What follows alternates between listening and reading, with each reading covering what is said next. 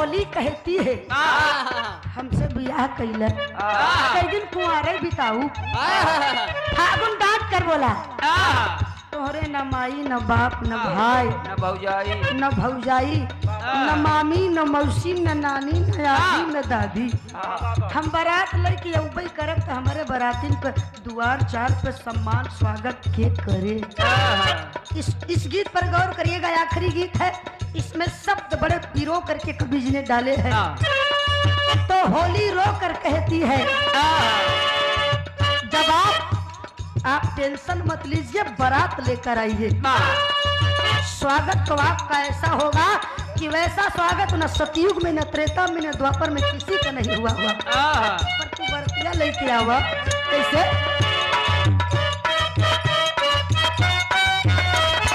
देवता दुआरा चार पे बचल है सहन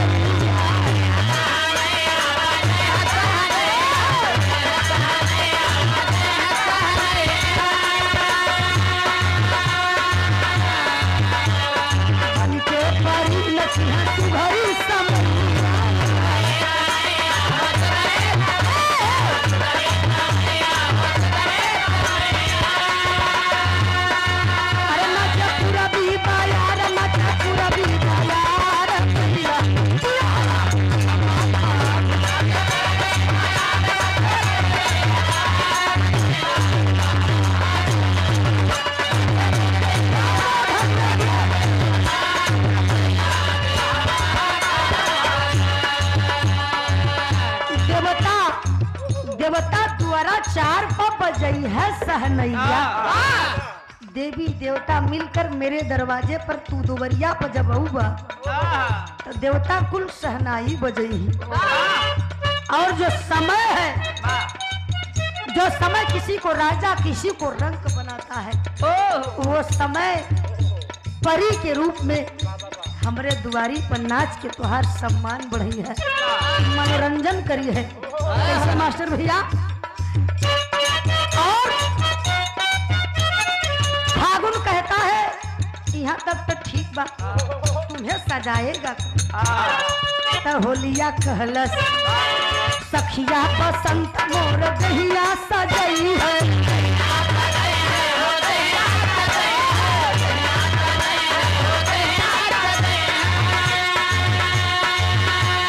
मौसम बहार बन के दुनिया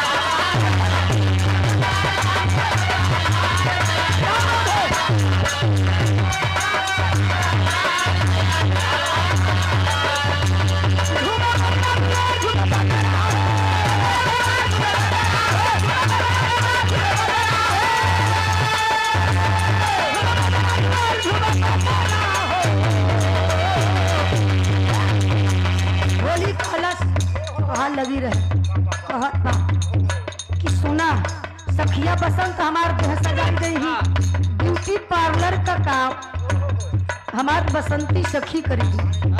और मौसम जो है, कभी मौसम रुकता है कभी मौसम बिगड़ता है, प्राकृतिक मौसम। मौसम मेरी विदाई की तैयारी करेंगे और झूमे बदरा दुआ, झूमे बदरा दुआ, झूमे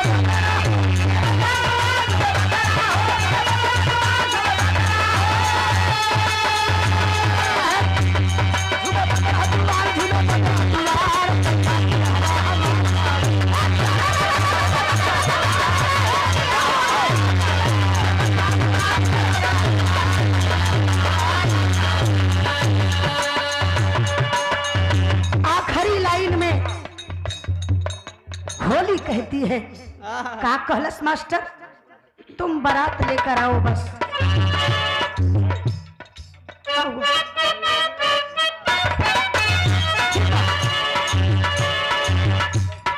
स्वागत त्योहार कर सब ही करई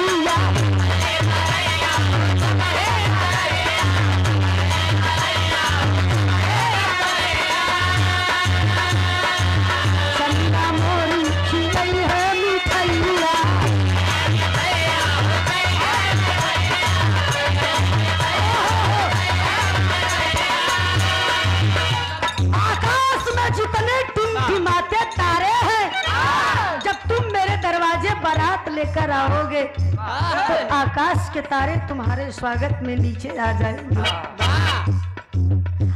इसे भैया अरे हंसा पत धड़ पहाड़, हंसा पत धड़ पहाड़, कैला दिया हवा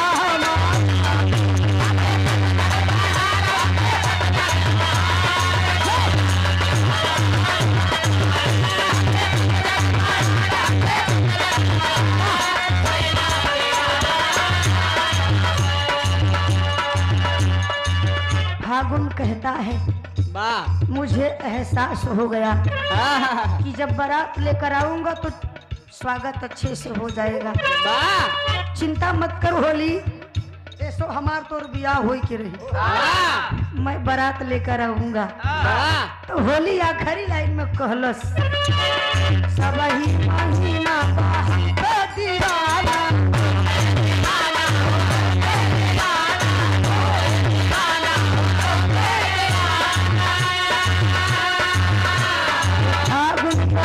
मोर बतिया के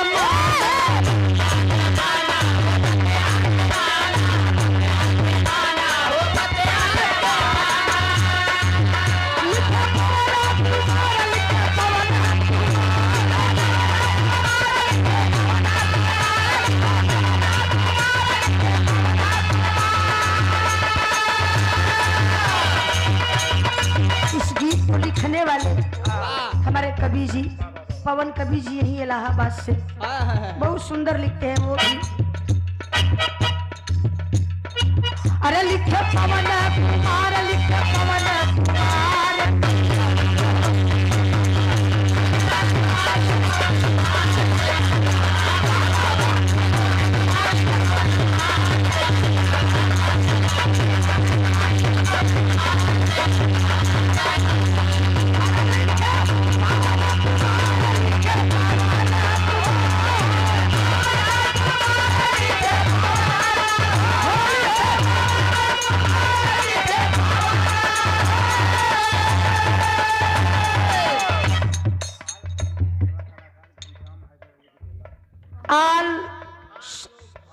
आल लोक संगीत कलाकार जनाब स्वर्गीय चाचा हैदर अली जुगनू जी के शिष्य घनश्याम भैया कुनौरा महादेव बाबा भोलेनाथ के भक्त हुआ। पहले की प्रणाम भैया बाबू पन्ना लाल यादव जी अढ़नी से 101 रुपया के पुरस्कार।